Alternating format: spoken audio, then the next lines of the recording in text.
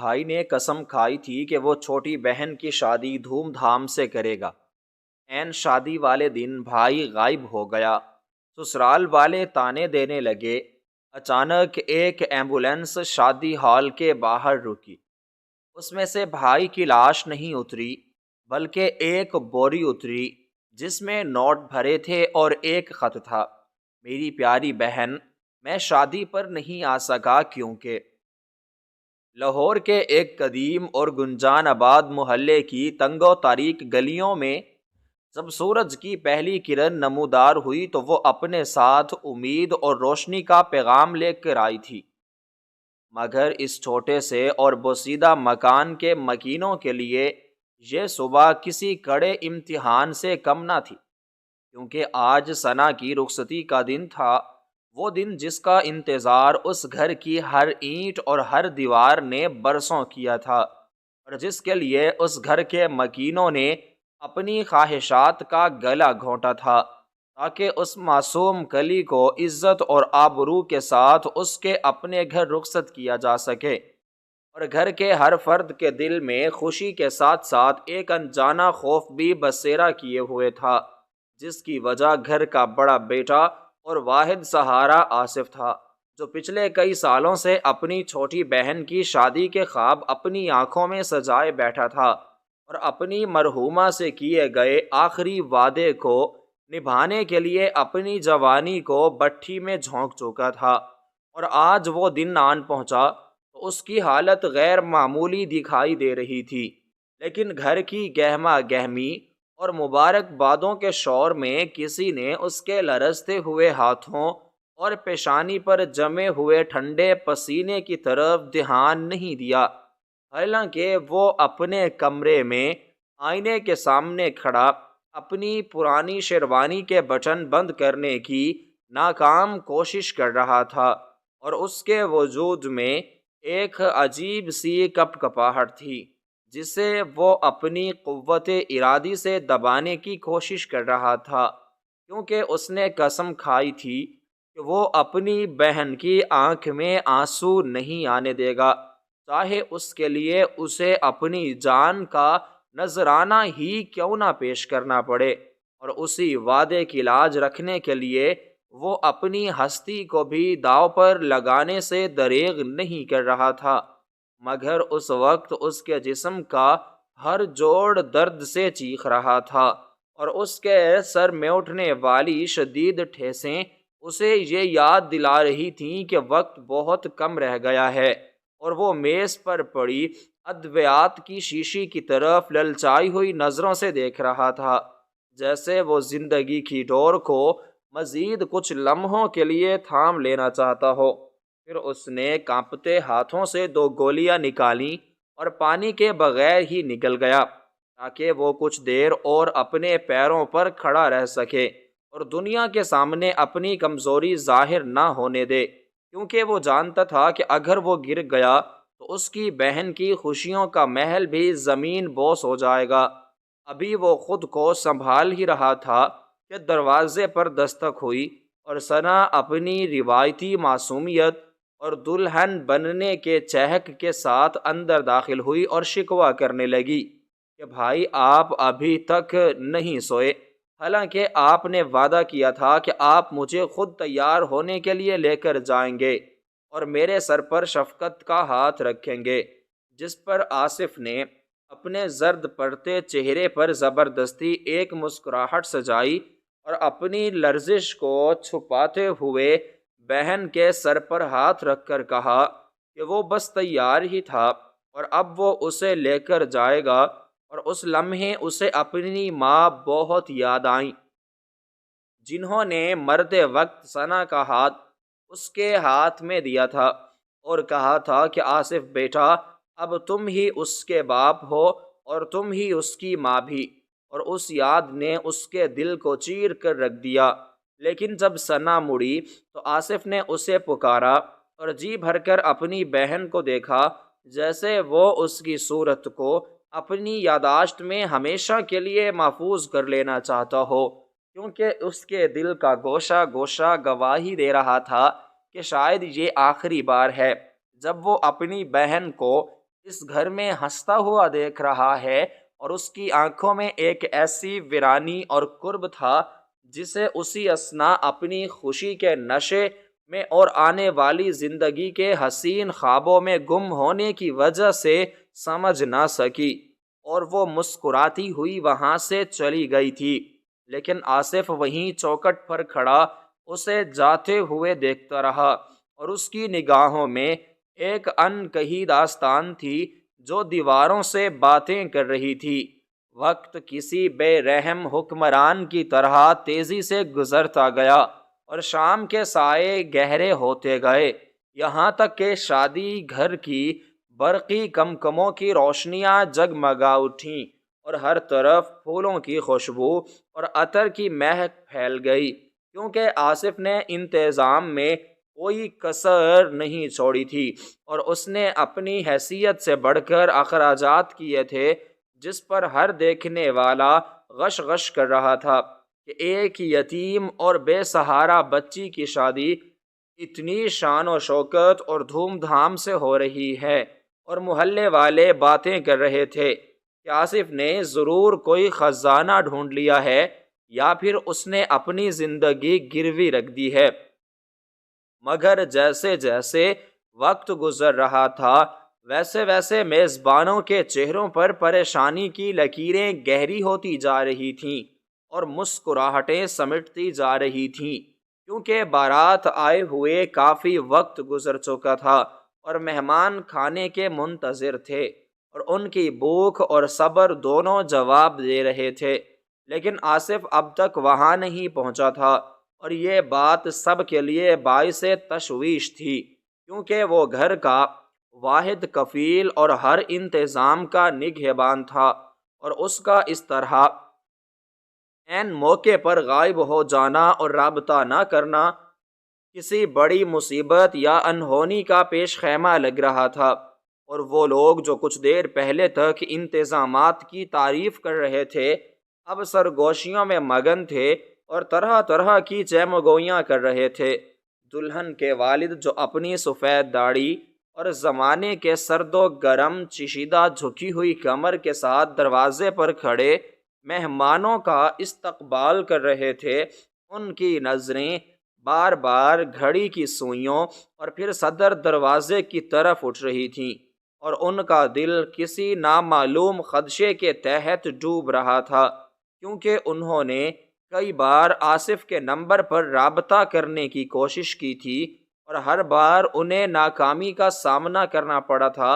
اور ہر بار دوسری طرف سے خاموشی یا رابطہ منقطع ہونے کا پیغام مل رہا تھا، جو ان کی پریشانی اور گھبراہٹ میں مزید اضافہ کر رہا تھا،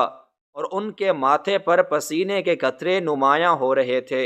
اور اب تو نوبت یہاں تک پہنچ چکی تھی کہ شادی گھر کا منتظم، جو ایک انتہائی سخت مزاج، لالچی اور کاروباری شخص تھا، اور جسے انسانی جذبات سے زیادہ اپنی رقم عزیز تھی،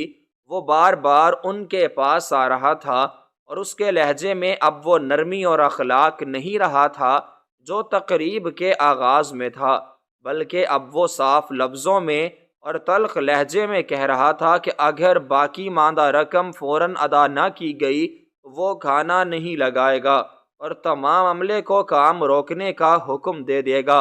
اور یہ دھمکی بوڑھے والد کے لیے کسی قیامت سے کم نہیں تھی، کیونکہ ان کی زندگی بھر کی کمائی ہوئی عزت کا جنازہ نکلنے والا تھا، اور وہ مہمانوں کے ہجوم میں بے بسی اور لاچارگی کی زندہ تصویر بنے کھڑے تھے۔ خواتین کی نشست گاہ میں صورتحال اور بھی زیادہ کشادہ اور زہر آلود تھی، کیونکہ دلہے کی والدہ ثریا بیگم، جو اپنی تلخ کلامی، طنزیہ مزاج اور دنیاوی لالچ کی وجہ سے مشہور تھیں، اب کھل کر اپنی ناراضگی اور غصے کا اظہار کر رہی تھیں، اور انہوں نے بلند آواز میں کہنا شروع کر دیا تھا کہ یہ کیسا تماشا ہے کہ بارات بھوکی بیٹھی ہے اور لڑکی کا بھائی غائب ہے، جس نے سارے انتظامات کا بیڑا اٹھایا تھا، اور کہیں ایسا تو نہیں کہ وہ قرض خواہوں کے ڈر سے روپوش ہو گیا ہے، یا پھر اس نے ہمیں دھوکہ دے دیا ہے۔ تاکہ اسے رقم خرچ نہ کرنی پڑے۔ اور یہ زہریلی باتیں جب سٹیج پر بیٹھی ہوئی ثنا کے کانوں تک پہنچیں تو اس کا کلیجہ منہ کو آنے لگا اور اس کے دل پر جیسے خنجر چلنے لگے، اور وہ اپنی سرخ اور سوجی ہوئی آنکھوں سے دروازے کو تکنے لگے جہاں سے اس کا بھائی اب تک نمودار نہیں ہوا تھا، اور اس کی سہیلیاں اسے تسلی دے رہی تھیں اور اس کے آنسو پہنچ رہی تھیں، مگر ثنا کا دل گواہی دے رہا تھا کہ کچھ بہت غلط اور خوفناک ہو چکا ہے، کیونکہ آصف نے زندگی میں کبھی اپنا وعدہ خلاف نہیں کیا تھا، اور آج اس کی زندگی کا سب سے اہم اور بڑا دن تھا۔ وہ کیسے اسے ان بھیڑیوں کے درمیان تنہا چھوڑ سکتا تھا جن کی نظریں صرف جہیز اور کھانے پر جمی ہوئی تھیں؟ ثریا بیگم کے طعنوں نے ماحول کو اس قدر زہر آلود کر دیا تھا کہ وہاں سانس لینا بھی دشوار ہو رہا تھا، اور مہمانوں میں چیمگوئیاں شروع ہو چکی تھیں کہ لڑکا ضرور بھاگ گیا ہے، اور یہ سب دکھاوا تھا، اور اب یہ شادی نہیں ہو سکے گی، اور شرفاء کی پگڑیاں اچھلیں گی۔ اور یہ باتیں سن کر ثنا کے والد کا سر شرم اور ندامت سے جھک گیا تھا، اور انہوں نے کانپتے ہاتھوں سے اپنی پگڑی اتار کر منتظم کے پیروں میں رکھ دی، اور اپنی بوڑھی آنکھوں سے آنسو بہاتے ہوئے گڑ گڑا کر کہا کہ خدا کے لیے میری عزت رکھ لو اور میری بیٹی کی خوشیوں کا خون مت کرو، میرا بیٹا ضرور کسی مشکل میں ہوگا، وہ بھاگنے والوں اور دھوکہ دینے والوں میں سے نہیں ہے، اور میں وعدہ کرتا ہوں کہ اگر وہ نہ آیا تو میں اپنا یہ مکان اور اپنی جان تک بیچ کر تمہاری پائی پائی ادا کر دوں گا، مگر ابھی میری بیٹی کی رخصتی مت روکنا اور اسے رسوا مت کرنا۔ اور یہ دل خراش منظر دیکھ کر وہاں موجود کئی لوگوں کی آنکھیں نم ہو گئیں اور دل پسیج گئے،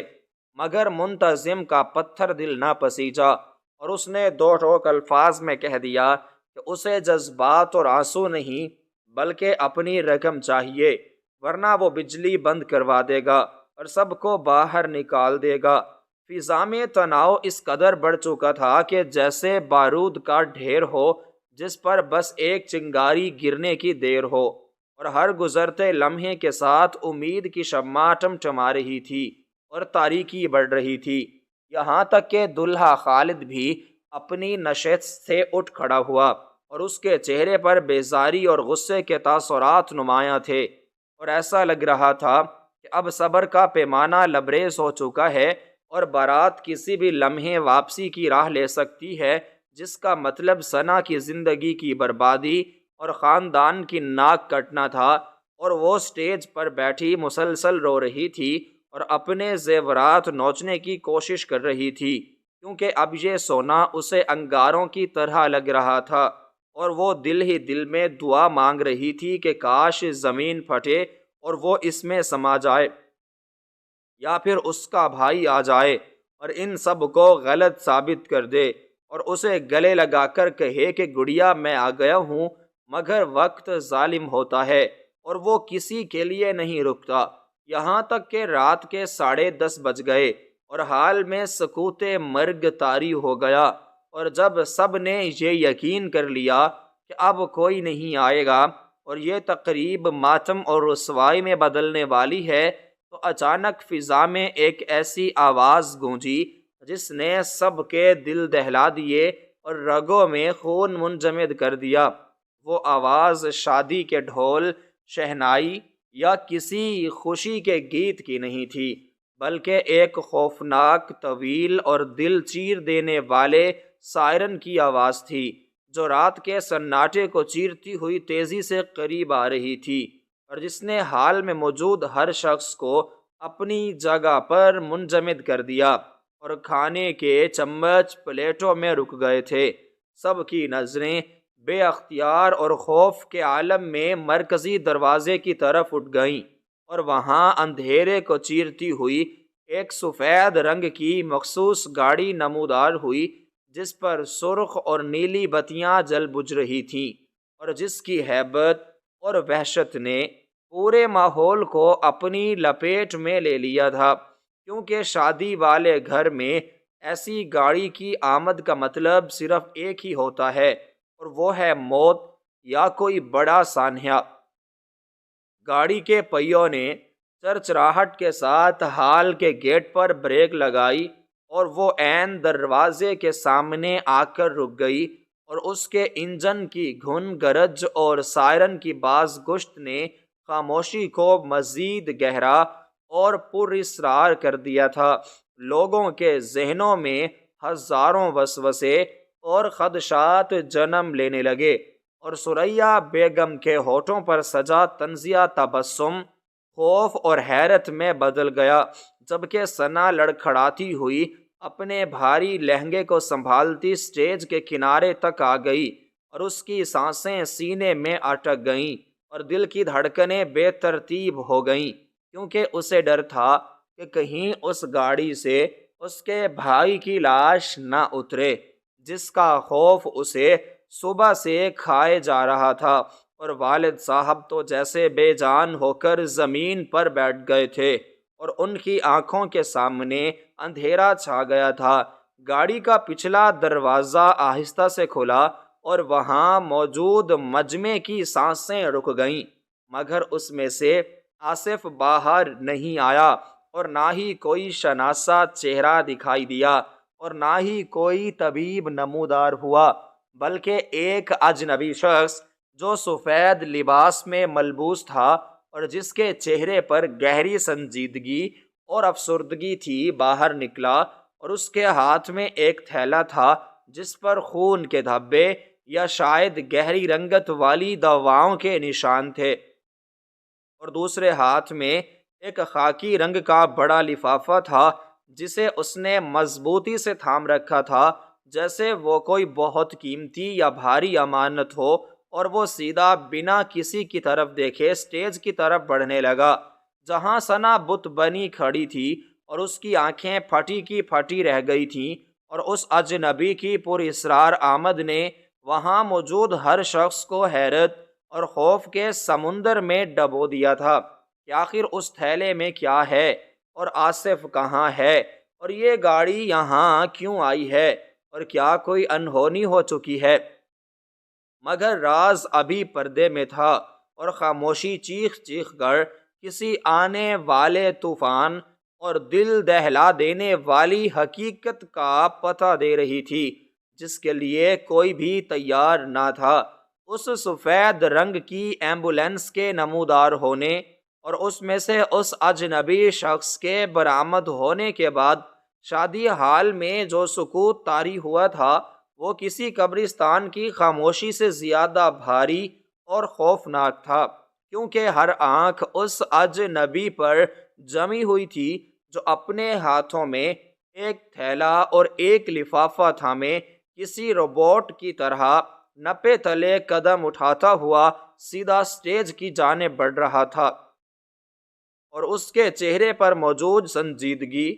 اور اس کی آنکھوں میں تیرتی ہوئی ویرانی اس بات کی غماز تھی کہ وہ اپنے ساتھ کوئی معمولی پیغام نہیں، بلکہ تقدیر کا لکھا ہوا کوئی ایسا فیصلہ لایا ہے جو یہاں موجود ہر شخص کی روح کو جھنجھوڑ کر رکھ دے گا۔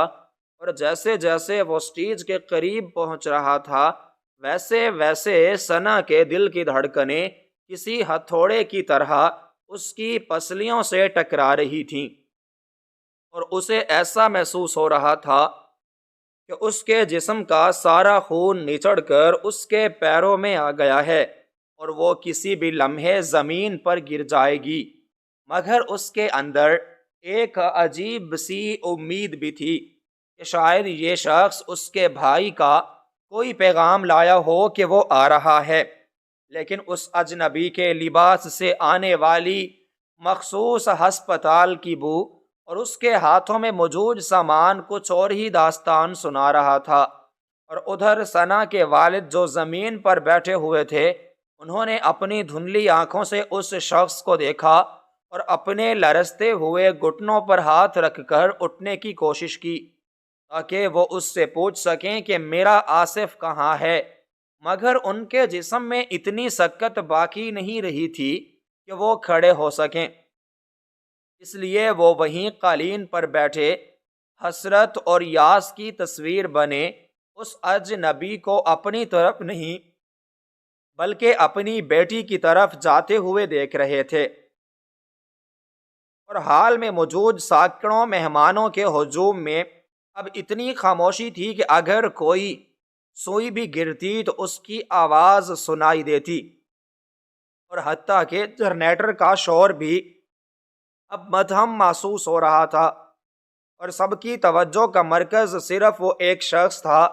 جو اب سٹیج کی سیڑھیوں کے پاس پہنچ چکا تھا۔ شادی ہال کا وہ بدتمیز اور لالچی منتظم جو کچھ دیر پہلے تک اپنی رقم کے لیے چیخ رہا تھا اور دھمکیاں دے رہا تھا، اب وہ بھی ہکا بکا کھڑا تھا، اور جب اس اجنبی شخص نے اس کے قریب سے گزرتے ہوئے اسے نظر انداز کیا تو منتظم کی ہمت نہ ہوئی کہ وہ اس کا راستہ روک سکے، کیونکہ اس اجنبی کے پورے وجود سے ایک ایسی ہیبت برس رہی تھی جس نے سب کو خاموش کروا دیا تھا۔ اور جب وہ اجنبی سٹیج کی سیڑھیوں پر چڑھا تو ثنا بے اختیار 2 قدم پیچھے ہٹ گئی، کیونکہ اس کے شعور نے خطرے کی گھنٹی بجا دی تھی، اور اس کا دل کہہ رہا تھا کہ اس لفافے کو مت کھولنا، اس میں تمہاری خوشیوں کی موت کا پروانہ ہے، مگر تقدیر کے فیصلوں سے کون بھاگ سکتا ہے۔ چنانچہ وہ اجنبی ثنا کے بالکل سامنے آ کر رک گیا، اور اس نے وہ بھاری تھیلا جس پر خون کے ہلکے دھبے اور دوائیوں کی بو رچی ہوئی تھی ثنا کے خوبصورت اور مہنگے لہنگے کے دامن میں رکھ دیا، اور پھر اس نے وہ خاکی لفافہ اپنی جیب سے مزید باہر نکالا اور اسے دونوں ہاتھوں سے تھام کر انتہائی تمیز اور دکھ کے ساتھ ثنا کی طرف بڑھایا، جیسے وہ اسے کوئی کاغذ نہیں بلکہ کسی شہید کا پرچم پیش کر رہا ہو۔ اور اس اجنبی کی آنکھوں میں آنسو تیر رہے تھے جنہیں وہ ضبط کرنے کی ناکام کوشش کر رہا تھا، اور اس نے انتہائی دھیمی اور بھاری آواز میں صرف اتنا کہا کہ یہ آصف بھائی نے بھیجا ہے، اور یہ الفاظ سنتے ہی ثنا کے کانوں میں جیسے سیسا پگھل کر ڈال دیا گیا ہو، اور اس کے ہاتھوں نے کانپتے ہوئے اس لفافے کو تھام لیا، مگر اس کی انگلیاں اس قدر لرز رہی تھیں کہ لفافہ اس کے ہاتھ سے گرتے گرتے بچا۔ اور یہ منظر دیکھ کر سریا بیگم جو اب تک خاموش تماشائی بنی کھڑی تھیں اچانک آگے بڑھیں، اور ان کی آنکھوں میں وہی پرانی لالچ کی چمک لوٹ آئی، کیونکہ ان کی نظر اس تھیلے پر پڑی تھی جو بظاہر نوٹوں کی گڈیوں سے بھرا ہوا لگ رہا تھا، اور انہوں نے سوچا کہ شاید آصف نے پیسے بھیج دیے ہیں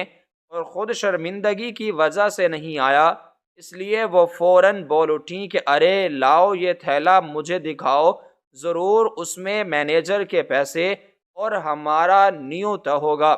میں تو پہلے ہی کہہ رہی تھی کہ لڑکا لاپرواہ ہے مگر بگوڑا نہیں ہے۔ لیکن جب انہوں نے ہاتھ بڑھا کر اس تھیلے کو چھوا تو انہیں ایک عجیب سی لیسدار نمی کا احساس ہوا، اور جب انہوں نے غور سے دیکھا تو وہ تھیلا عام تھیلا نہیں تھا بلکہ ہسپتال کا مخصوص بیگ تھا جس میں مریضوں کا سامان رکھا جاتا ہے، اور اس پر جا بجا سرخ نشانات تھے جو شاید خون کے دھبے تھے۔ اور یہ دیکھتے ہی سریا بیگم نے جھٹکے سے ہاتھ پیچھے کھینچ لیا اور ان کے منہ سے ایک چیخ نکل گئی۔ ثنا نے کسی کی طرف دھیان نہیں دیا، اس کی تمام تر توجہ اس لفافے پر مرکوز تھی جس پر آصف کی لکھائی موجود تھی، مگر یہ وہ خوش خط لکھائی نہیں تھی جسے وہ بچپن سے دیکھتی آ رہی تھی، بلکہ یہ ٹیڑھے میڑے اور کانپتے ہاتھوں سے لکھے گئے حروف تھے، جیسے لکھنے والے کے ہاتھوں میں قلم تھامنے کی سکت نہ ہو، اور سیاہی کئی جگہوں پر پھیلی ہوئی تھی، جیسے لکھنے والے کے آنسو یا پسینہ کاغذ پر گر رہا ہو۔ اور ثنا نے بڑی مشکل سے لفافے کی سیل کھولی تو اس کے اندر سے ایک طے کیا ہوا کاغذ برآمد ہوا جس کے ساتھ کچھ میڈیکل رپورٹس بھی نتھی تھیں، مگر ثنا نے رپورٹس کو بھی نظر انداز کرتے ہوئے اس خط کو کھولا اور جیسے ہی اس کی نظر پہلی سطر پر پڑی تو اس کے ذہن میں اس کے بھائی کی مانوس آواز گونجنے لگی، جیسے وہ خود اس کے پاس کھڑا اس کے کان میں یہ الفاظ سرگوشی کے انداز میں کہہ رہا ہو۔ اور اس خط کی تحریر کچھ یوں تھی کہ میری پیاری گڑیا ثنا، مجھے معاف کر دینا کہ میں آج تمہاری زندگی کے سب سے بڑے اور اہم دن پر تمہارے سر پر سایہ بن کر نہیں کھڑا ہو سکا، اور نہ ہی تمہیں اپنے ہاتھوں سے میں رخصت کر سکا، حالانکہ میں نے امی سے وعدہ کیا تھا کہ میں نے اپنی زندگی کا ہر لمحہ اسی دن کے لیے گزارا تھا کہ تمہیں سرخ جوڑے میں دیکھوں اور تمہاری ڈولی کو کاندھا دوں، مگر انسان کی تدبیریں اللہ کی تقدیر کے آگے بے بس ہوتی ہیں، اور شاید میری قسمت میں تمہاری خوشی دیکھنا تو لکھا تھا مگر اس خوشی میں شریک ہونا نہیں لکھا تھا۔ ثنا کی آنکھوں سے ٹپ ٹپ آنسو گر کر اس کاغذ کو بھگو رہے تھے، اور وہ سسکیاں لیتے ہوئے آگے پڑھتی جا رہی تھی، جہاں لکھا تھا کہ گڑیا تمہیں یاد ہے پچھلے 6 مہینے سے میں اکثر سر میں درد کی شکایت کرتا تھا اور تم سے کہتا تھا کہ کام کی تھکاوٹ ہے، مگر وہ تھکاوٹ نہیں تھی، بلکہ ڈاکٹروں نے مجھے بتایا تھا کہ میرے دماغ میں ایک رسولی ہے جسے برین ٹیومر کہتے ہیں، اور یہ رسولی بہت تیزی سے بڑھ رہی تھی، اور ڈاکٹروں نے مجھے صاف کہہ دیا تھا کہ اگر میں نے فوری طور پر آپریشن نہ کروایا تو یہ پھٹ جائے گی اور میری موت واقع ہو جائے گی۔ اس وقت میرے پاس 2 راستے تھے، یا تو میں وہ سارے پیسے جو میں نے پچھلے 5 سالوں میں 1 روپیہ جوڑ کر کمیٹیاں ڈال کر اور اوور ٹائم لگا کر تمہاری شادی اور جہیز کے لیے جمع کیے تھے، وہ اپنی بیماری اور اپنے علاج پر لگا دیتا اور اپنی جان بچا لیتا، یا پھر میں ان پیسوں کو تمہاری شادی پر خرچ کر دیتا اور تمہیں اس گھر سے عزت کے ساتھ اور وقار کے ساتھ رخصت کرتا، جس کا خواب ہماری ماں نے دیکھا تھا۔ اور یقین مانو میری بہن، میرے لیے یہ فیصلہ کرنا ذرا بھی مشکل نہیں تھا، کیونکہ میرے لیے میری سانسوں سے زیادہ تمہاری مسکراہٹ قیمتی تھی، اور میں کیسے اپنی جان بچانے کے لیے تمہاری خوشیوں کا گلا گھونٹ دیتا اور تمہیں لوگوں کے طعنوں اور عمر بھر کے انتظار کی سولی پر لٹکا دیتا۔ اس لیے میں نے فیصلہ کیا کہ میں اپنا علاج نہیں کرواؤں گا، اور میں نے گھر میں کسی کو نہیں بتایا، کیونکہ میں جانتا تھا کہ اگر ابو کو یا تمہیں پتہ چل جاتا تو تم لوگ کبھی مجھے ایسا نہیں کرنے دیتے اور میری جان بچانے کے لیے شادی روک دیتے۔ حال میں موجود وہ تمام لوگ جو کچھ دیر پہلے آصف کو برا بھلا کہہ رہے تھے، اب ایک دم سادے کھڑے تھے۔ ثنا کی سسکیوں کی آواز کے سوا وہاں کوئی آواز نہیں تھی، اور دلہا خالد جو غصے میں کھڑا تھا اب وہ خط ثنا کے کندھے کے اوپر سے پڑھنے کی کوشش کر رہا تھا، اور جیسے جیسے وہ الفاظ پڑھتا جا رہا تھا اس کا چہرہ ندامت اور شرمندگی سے سرخ ہوتا جا رہا تھا، اور اس کی آنکھیں پانی سے بھرتی جا رہی تھیں، کیونکہ اس خط میں آگے لکھا تھا کہ آج صبح جب میں تیار ہو رہا تھا تو میرے دماغ کی نسیں پھٹنے لگی تھیں، اور مجھے اندازہ ہو گیا تھا کہ اب میرے پاس وقت ختم ہو چکا ہے اور میرا جسم اب میرا ساتھ چھوڑ رہا ہے۔ اس لیے میں نے گھر سے نکلتے ہی سیدھا ہسپتال کا رخ کیا تاکہ مرنے سے پہلے ان پیسوں کو محفوظ کر سکوں اور تمہیں بھجوا سکوں، اور اس وقت میں ایمبولینس کے اندر ایک اسٹریچر پر لیٹا ہوں، اور میرے منہ پر آکسیجن کا ماسک اور میرے جسم کے ساتھ درجنے تاریں اور نلیاں لگی ہیں جو مجھے زبردستی سانسیں دے رہی ہیں تاکہ میں اپنا وعدہ پورا کر سکوں، اور یہ ساتھ والا بیگ جس میں وہ تمام رقم موجود ہے جو مینیجر کو دینی ہے اور جو تمہارا جہیز ہے، یہ وہ پیسے ہیں جو دراصل میری زندگی کی قیمت تھی، لیکن میں نے اپنی زندگی کا سودا کر کے تمہاری خوشیاں خرید لی ہیں، اور مجھے اس سودے پر کوئی پچھتاوا نہیں ہے، بلکہ مجھے فخر ہے کہ میں ایک بھائی ہونے کا حق ادا کر سکا۔ اور دیکھو گڑیا، رونا مت، کیونکہ اگر تم روئی تو میری روح کو تکلیف ہوگی، اور میں چاہتا ہوں کہ تم ہنس کر اپنے گھر جاؤ، کیونکہ میرا فرض پورا ہو گیا ہے اور اب میں بہت تھک گیا ہوں اور سونا چاہتا ہوں۔ یہاں تک پڑھ کر ثنا کے منہ سے ایک فلک شگاف چیخ نکلی جس نے ہال کی دیواروں کو ہلا کر رکھ دیا، اور وہ وہیں گھٹنوں کے بل سٹیج پر گر گئی، اور اس نے خط کو اپنے سینے سے لگا لیا اور دھاڑیں مار کر رونے لگی کہ بھائی، یہ آپ نے کیا کیا؟ مجھے ایسی شادی نہیں چاہیے تھی، مجھے آپ کی زندگی چاہیے تھی،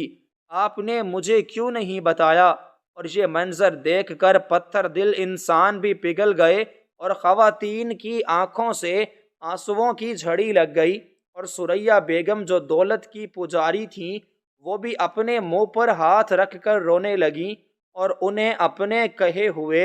ایک ایک لفظ پر زہر جیسی کرواہٹ محسوس ہونے لگی کہ انہوں نے کس ہیرے جیسے انسان پر کیچڑ اچھالا تھا۔ اور ادھر ثنا کے بوڑھے والد نے جب یہ سنا کہ ان کا جوان بیٹا اپنی جان بیچ کر بیٹی کی شادی کر رہا ہے، تو وہ دیوانوں کی طرح ایمبولینس کی طرف بھاگے، اور گرتے پڑتے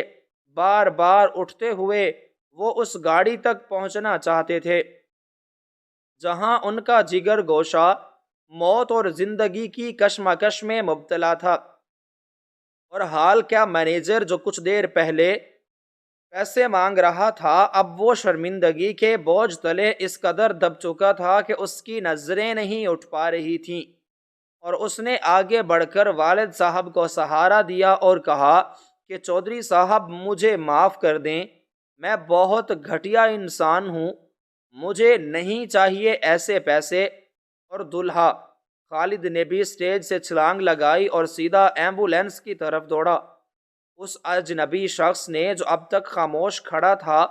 آگے بڑھ کر ثنا کو سہارا دیا اور روتے ہوئے کہا کہ باجی آصف بھائی نے مجھے قسم دی تھی کہ میں شادی نہیں رکنے دوں گا، اور وہ باہر نہیں آ سکتے کیونکہ وہ وینٹیلیٹر پر ہیں، اور اگر انہیں مشین سے ہٹایا گیا تو وہ ایک منٹ بھی زندہ نہیں رہ پائیں گے، اور وہ ضد کر رہے تھے کہ مجھے شادی ہال کے باہر لے چلو، میں اپنی بہن کو ڈولی میں بیٹھتے ہوئے دیکھنا چاہتا ہوں،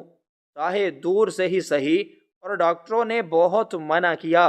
مگر ان کی ضد کے آگے کسی کی نہ چلی، اور ہم انہیں یہاں لے آئے، اور وہ اس وقت باہر گاڑی کے کالے شیشوں کے پیچھے سے آپ کو دیکھے جا رہے ہیں، اور شاید یہ ان کی زندگی کی آخری خواہش ہے، اس لیے آپ خدا را ان کی قربانی کو ضائع مت کیجیے گا اور شادی مت روکیے گا، کیونکہ اگر بارات واپس گئی تو وہ اسی لمحے مر جائیں گے۔ اور یہ بات سن کر ثنا نے ایک بار پھر تڑپ کر سٹیج سے اٹھنے کی کوشش کی کہ وہ باہر جائے اور اپنے بھائی کو دیکھے، مگر اس اجنبی نے اور خالد نے اسے روک لیا کہ اگر تم اس حالت میں وہاں گئی تو وہ برداشت نہیں کر پائیں گے اور ان کی حالت مزید بگڑ جائے گی، بس تم یہاں سے انہیں ہاتھ ہلا دو، وہ تمہیں دیکھ رہے ہیں۔ یہ لمحہ پوری کائنات کا سب سے بھاری لمحہ تھا، جب ایک بہن اپنی شادی کے جوڑے میں ملبوس تھی اور اس کا بھائی باہر چند گز کے فاصلے پر موت کے بستر پر پڑا اسے دیکھ رہا تھا، اور ثنا نے اپنی سوجی ہوئی آنکھوں سے اور لرزتے وجود کے ساتھ گیٹ کی طرف دیکھا جہاں ایمبولینس کی بتیاں ابھی تک جل رہی تھیں، اور اس نے تصور کی آنکھ سے دیکھا کہ اس کا بھائی جو اس کا محافظ تھا، جو اس کا فخر تھا، وہ کس حال میں ہوگا۔ اور اس نے اپنے آنسو پونچھے اور زبردستی اپنے ہونٹوں پر ایک مسکراہٹ لانے کی کوشش کی جو دنیا کی سب سے دکھی مسکراہٹ تھی، اور اس نے اپنا مہندی لگا ہاتھ ہوا میں لہرایا جیسے وہ اپنے بھائی کو سلام پیش کر رہی ہو اور اسے بتا رہی ہو کہ بھائی میں خوش ہوں، تم فکر مت کرو۔ اور دوسری طرف ایمبولینس کے اندر کا منظر کچھ ایسا تھا کہ آصف، جس کا رنگ ہلدی کی طرح زرد ہو چکا تھا اور جس کی آنکھیں پتھرا رہی تھیں، اس نے اپنی بہن کو ہاتھ ہلاتے ہوئے دیکھا تو مانیٹر پر چلنے والی اس کی دل کی دھڑکن کی لکیر میں ایک ہلکی سی جنبش ہوئی اور اس کی آنکھوں کے گوشوں سے دو گرم آنسو لڑک کر اس کے کانوں میں جذب ہو گئے، اور اس نے اپنے دل میں خدا کا شکر ادا کیا کہ مالک تیرا شکر ہے، میری بہن کی عزت رہ گئی اور اب میں سکون سے جا سکتا ہوں، کیونکہ میں نے اپنا سودا پورا کر دیا ہے اور اب میرے جسم کا درد ختم ہو رہا ہے اور مجھے روشنی دکھائی دے رہی ہے۔ حال کے اندر کا ماحول اب مکمل طور پر بدل چکا تھا۔ اب وہاں شادی کا جشن نہیں تھا، بلکہ ایک مقدس احترام کی فضا تھی، اور ہر شخص اپنی جگہ پر کھڑا ہو کر اس عظیم بھائی کو خراج تحسین پیش کر رہا تھا جس نے اپنی بہن کے لیے وہ کیا جو آج کے دور میں کوئی نہیں کرتا۔ اور خالد کے والد نے آگے بڑھ کر اعلان کیا کہ یہ پیسے اور یہ جہیز ہم نہیں رکھ سکتے، یہ پیسے آصف کے علاج پر لگیں گے، ہم ابھی اسی وقت اسے بڑے ہسپتال لے کر جائیں گے اور چاہے کچھ بھی ہو جائے ہم اسے بچائیں گے۔ مگر وہ وارڈ بوائے جو اجنبی تھا، اس نے نفی میں سر ہلایا اور روتے ہوئے کہا کہ اب بہت دیر ہو چکی ہے، ڈاکٹروں نے کہا تھا کہ ٹیومر پھٹ چکا ہے اور زہر پورے جسم میں پھیل گیا ہے، اب صرف چند گھڑیوں کا کھیل باقی ہے۔ وہ صرف اپنی قوت ارادی سے زندہ تھے کہ بہن کو دیکھ لیں، اور اب جب کہ انہوں نے دیکھ لیا ہے تو شاید اب وہ زیادہ دیر نہیں رکیں گے۔ اور یہ سنتے ہی ثنا کے والد پر غشی کا دورہ پڑ گیا اور وہ گر پڑے۔ حال میں کوہرام مچ گیا، مگر اس کوہرام میں بھی ایک عجیب سی پاکیزگی تھی جو اس قربانی کے خون سے پیدا ہوئی تھی، اور ثنا جو اب پتھر کی مورتی بن چکی تھی، اس نے فیصلہ کر لیا تھا کہ وہ روئے گی نہیں، کیونکہ اس کا بھائی اسے روتے ہوئے نہیں دیکھنا چاہتا تھا۔ چنانچہ اس نے اپنے آنسو روکے اور خالد کا ہاتھ پکڑ کر کہا کہ چلو مجھے رخصت کرو، مجھے میرے بھائی کے سامنے سے گزر کر جانا ہے تاکہ اسے یقین ہو جائے کہ میں اپنے گھر جا رہی ہوں اور یہی اس کی جیت ہوگی۔ اس طرح وہ شادی جو طعنوں اور تشکیک سے شروع ہوئی تھی، اب ایک ایسی لازوال داستان میں بدل گئی تھی جسے دیکھنے والا ہر شخص کبھی بھلا نہیں پائے گا، اور لوگ اپنی اپنی جگہوں پر کھڑے ہو کر اس ایمبولینس کو سلام کر رہے تھے جس میں ایک ایسا ہیرو لیٹا تھا جس کے پاس نہ دولت تھی نہ طاقت، مگر اس کے پاس ایک ایسا دل تھا جو بادشاہوں کے خزانوں سے زیادہ قیمتی تھا۔ اور جیسے جیسے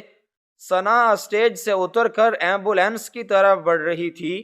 ویسے ویسے ایمبولینس کے اندر مانیٹر کی آواز جو پہلے تیز تیز چل رہی تھی اب آہستہ ہوتی جا رہی تھی، اور آصف کی نظریں گیٹ پر جمی ہوئی تھیں جہاں سے اس کی بہن کو باہر آنا تھا، اور اس کا ہاتھ جو اسٹریچر سے نیچے لٹک رہا تھا اس میں ابھی تک وہ پرچی مٹھی میں دبی ہوئی تھی جس پر اس نے ہسپتال میں داخل ہوتے وقت دستخط کیے تھے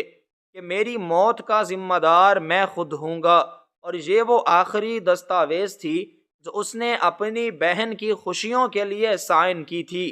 اور اب وہ اپنی آخری سانسوں کے ساتھ اپنی بہن کے قدموں کی چاپ سننے کا منتظر تھا۔ حال کے اندرونی حصے سے لے کر باہر کھڑی اس سفید ایمبولینس تک کا فاصلہ بظاہر تو چند قدموں کا تھا، مگر ثنا کے لیے یہ فاصلہ صدیوں پر محیط ایک طویل اور کٹھن سفر بن چکا تھا جسے طے کرنے کے لیے اسے اپنے وجود کی تمام تر توانائی اکٹھی کرنی پڑ رہی تھی۔ کیونکہ اس کا وہ بھاری بھرکم اور اسی لباس جو کچھ دیر پہلے تک اس کے لیے خوشی اور فخر کی علامت تھا، اب اسے لوہے کی زنجیروں کی طرح جکڑ رہا تھا، اور اس کے پیروں میں پہنی ہوئی پازیب کی چھن چھن آج کسی خوشی کا گیت نہیں بلکہ کسی ماتمی جلوس کا نوحہ سنا رہی تھی۔ اور جب وہ خالد کا ہاتھ تھامے اسٹیج کی سیڑھیوں سے نیچے اتری تو وہاں موجود سینکڑوں مہمانوں کا مجمع جو کچھ دیر پہلے تک طرح طرح کی باتیں بنا رہا تھا، اب احترام اور عقیدت میں اپنی جگہ سے کھڑا ہو گیا تھا، اور لوگوں نے خود بخود پیچھے ہٹ کر ان دونوں کے لیے راستہ بنا دیا تھا، جیسے وہ کسی بادشاہ اور ملکہ کے لیے نہیں بلکہ کسی شہید کے ورثہ کے لیے راستہ چھوڑ رہے ہوں۔ اور فضا میں سسکیوں اور دبی دبی چیخوں کی آوازیں گونج رہی تھیں، جو اس بات کا ثبوت تھیں کہ انسانیت ابھی مری نہیں ہے بلکہ صرف سو گئی تھی، جسے آصف کی عظیم قربانی نے جھنجھوڑ کر جگا دیا تھا۔ اور ثنا کے قدم جیسے جیسے گیٹ کی طرف بڑھ رہے تھے، اس کی نظریں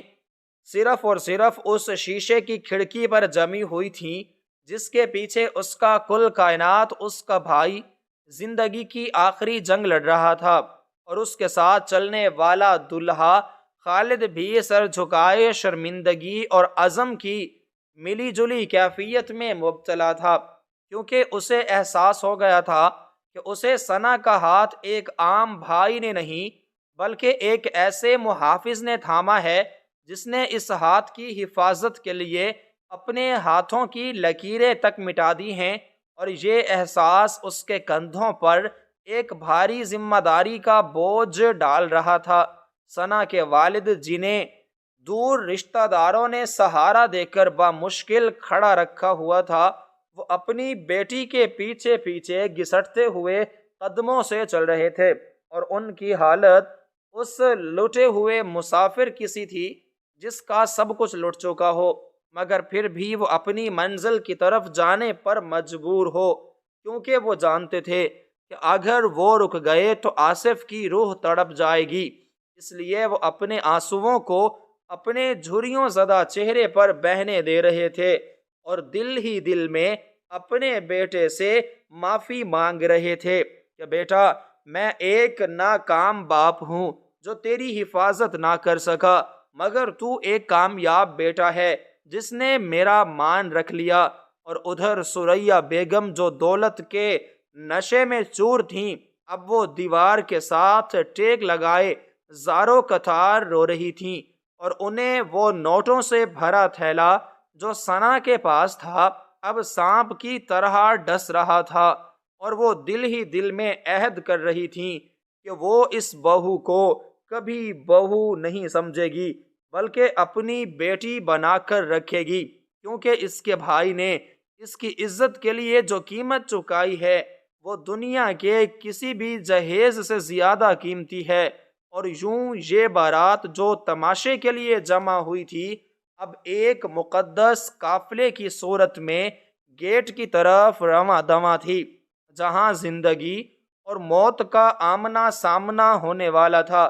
جب ثنا ایمبولینس کے بالکل قریب پہنچی تو اسے اندر کا منظر دھندلا سا دکھائی دیا، کیونکہ اس کی اپنی آنکھوں میں آنسوؤں کی دھن چھائی ہوئی تھی، اور ایمبولینس کے شیشے پر بھی رات کی شبنم اور اندر کی ٹھنڈک سے بھاپ جمی ہوئی تھی۔ چنانچہ اس نے کانپتے ہوئے ہاتھ سے شیشے کو صاف کیا، اور جیسے ہی شیشہ صاف ہوا تو اس کے منہ سے ایک بے آواز چیخ نکلی، اور اس نے اپنا ہاتھ منہ پر رکھ لیا، کیونکہ اس کا بھائی آصف سٹریچر پر بے حس و حرکت پڑا تھا، اور اس کے چہرے پر موت کی زردی اس قدر گہری ہو چکی تھی کہ پہچاننا مشکل ہو رہا تھا، اور اس کے منہ پر لگا ہوا آکسیجن ماسک ہر سانس کے ساتھ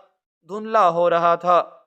اور اس کے سینے پر لگی ہوئی تاریں ایک مشین کے ساتھ جڑی ہوئی تھیں جس پر سبز لکیریں تیزی سے اوپر نیچے ہو رہی تھیں،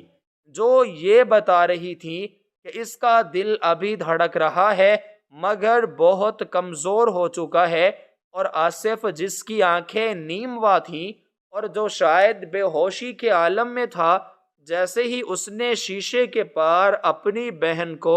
سرخ جوڑے میں دیکھا تو اس کے بے جان جسم میں ایک بجلی سی کوندی، اور اس نے اپنی پتھرائی ہوئی آنکھوں کو پورا کھولنے کی کوشش کی، اور اس کے ہونٹوں کے گوشوں میں ایک ہلکی سی لرزش پیدا ہوئی جو شاید مسکرانے کی ایک ناکام کوشش تھی، اور وہ یہ کہنا چاہ رہا تھا کہ دیکھو گڑیا، میں نے کر دکھایا،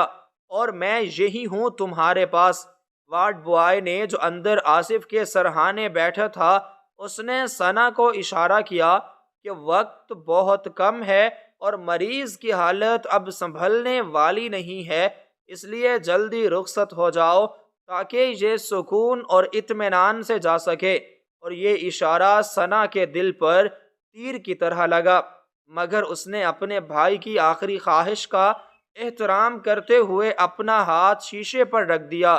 بالکل اسی جگہ جہاں اندر سے آصف کا ہاتھ بے بسی سے پڑا تھا، اور یوں شیشے کی ایک پتلی سی دیوار کے آر پار دو ہاتھوں کا لمس تو نہ ہو سکا مگر روحوں کا ملاپ ہو گیا، اور ثنا نے اپنی آنکھوں ہی آنکھوں میں بھائی کو یقین دلایا کہ وہ خوش ہے اور وہ جا رہی ہے، اور پھر اس نے خالد کی طرف دیکھا جس نے آگے بڑھ کر ایمبولینس کے شیشے کو چوما اور اپنے سینے پر ہاتھ رکھ کر آصف کو سلام کیا جیسے وہ کسی کمانڈر کو سلوٹ کر رہا ہو، اور اس نے بغیر کچھ کہے آصف کو یہ پیغام دیا کہ تم فکر مت کرو، تمہاری امانت اب میری حفاظت میں ہے اور میں اس کی حفاظت اپنی جان سے بڑھ کر کروں گا۔ اور یہ وہ خاموش زبان تھی جو صرف مرد سمجھ سکتے ہیں، اور آصف نے شاید یہ پیغام وصول کر لیا تھا، کیونکہ مانیٹر پر اس کی دھڑکن کی رفتار میں ایک لمحاتی سکون آ گیا تھا۔ اب رخصتی کا حتمی مرحلہ تھا اور ثنا کو زبردستی گاڑی میں بٹھایا جا رہا تھا جو ایمبولینس کے بالکل ساتھ کھڑی تھی، اور ثنا بار بار مڑ کر ایمبولینس کو دیکھ رہی تھی اور اس کا دل چاہ رہا تھا کہ وہ چھلانگ لگا کر باہر نکل جائے اور بھائی کے سینے سے لگ جائے، مگر وعدے کی زنجیریں بہت مضبوط تھیں، اس لیے وہ گاڑی کی پچھلی نشست پر بیٹھ گئی اور گاڑی کا دروازہ بند ہو گیا۔ جیسے ہی گاڑی کا انجن سٹارٹ ہوا تو ایمبولینس کے اندر آصف نے اپنی دھندلاتی ہوئی بینائی کے ساتھ اس گاڑی کو حرکت کرتے ہوئے دیکھا، اور اس کے کانوں میں گاڑی کے ٹائروں کی آواز کسی لوری کی طرح محسوس ہوئی، اور اس نے اپنے ذہن کے پردے پر اپنی بہن کا وہ آخری عکس محفوظ کر لیا جس میں وہ سرخ جوڑے میں ملبوس تھی اور محفوظ ہاتھوں میں تھی، اور جیسے ہی رخصتی والی گاڑی گیٹ سے باہر نکلی اور اس کی سرخ پچھلی بتیاں اندھیرے میں دور ہونے لگیں تو آصف کے جسم کا تناؤ ختم ہونے لگا، اور وہ درد جو اسے پچھلے کئی گھنٹوں سے اذیت دے رہا تھا اچانک سے غائب ہو گیا، اور اسے اپنے ارد گرد ایک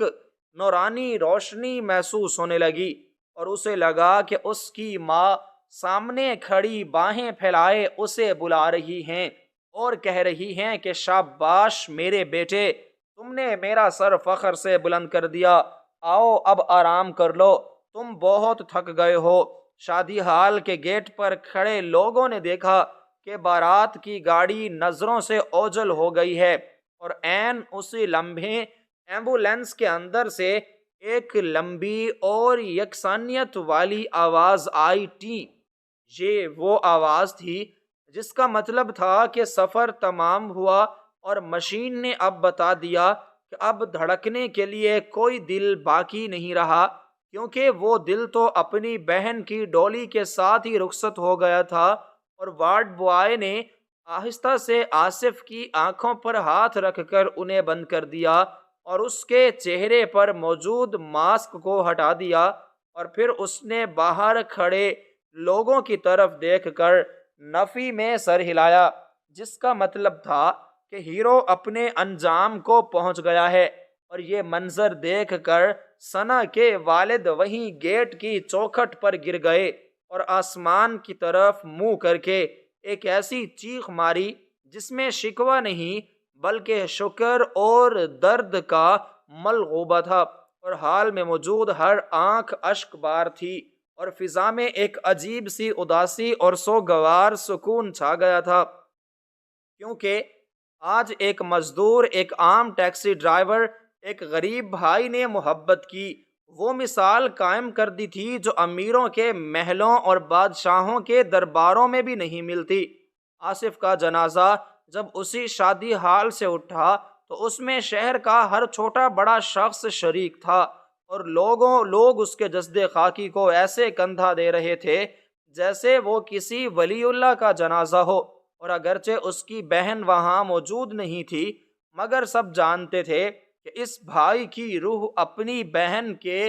گھر کے گرد پہرا دیتی رہے گی۔ اور یہ کہانی ہمیں یہ سبق دیتی ہے کہ رشتوں کی خوبصورتی خون کے تعلق سے زیادہ احساس کے تعلق میں ہوتی ہے، اور سچی محبت وہ نہیں جو مانگتی ہے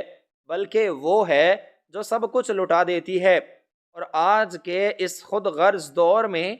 جہاں بھائی بھائی کا گلا کاٹ رہا ہے اور جہاں دولت کو رشتوں پر فوقیت دی جاتی ہے، آصف کا کردار ایک روشن مینار کی طرح کھڑا ہے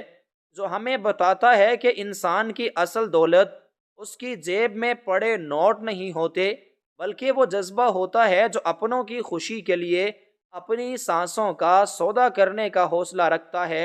اور یقیناً آصف مر گیا مگر وہ اپنی بہن کی ہنسی اور آنے والی نسلوں کی کہانیوں میں ہمیشہ زندہ رہے گا، کیونکہ جو لوگ اپنوں کے لیے جیتے ہیں وہ کبھی نہیں مرتے بلکہ وہ امر ہو جاتے ہیں، اور ان کی قبروں پر لگے کتبے مٹ سکتے ہیں مگر ان کی یادیں دلوں کے نہا خانوں میں ہمیشہ تر و تازہ رہتی ہیں۔ اور یہی زندگی کی معراج ہے کہ انسان اس دنیا سے جائے تو لوگ یہ نہ پوچھیں کہ وہ کتنا مال چھوڑ کر گیا ہے بلکہ یہ کہیں کہ وہ کتنی مثالیں چھوڑ کر گیا ہے۔ اور آصف نے ثابت کر دیا کہ ایک غریب بھائی کا دل دنیا کے تمام خزانوں سے زیادہ وسیع اور امیر ہو سکتا ہے، اور اس کی قربانی قیامت تک آنے والے ہر بھائی کے لیے ایک مشعل راہ بنی رہے گی کہ بہنیں صرف وراثت میں حصہ مانگنے والی نہیں ہوتیں بلکہ وہ تو بھائیوں کی عزت اور غیرت کا نشان ہوتی ہیں، جن کی حفاظت کے لیے اگر جان بھی چلی جائے تو یہ گھاٹے کا سودا نہیں بلکہ یہ عشق کی انتہا ہے۔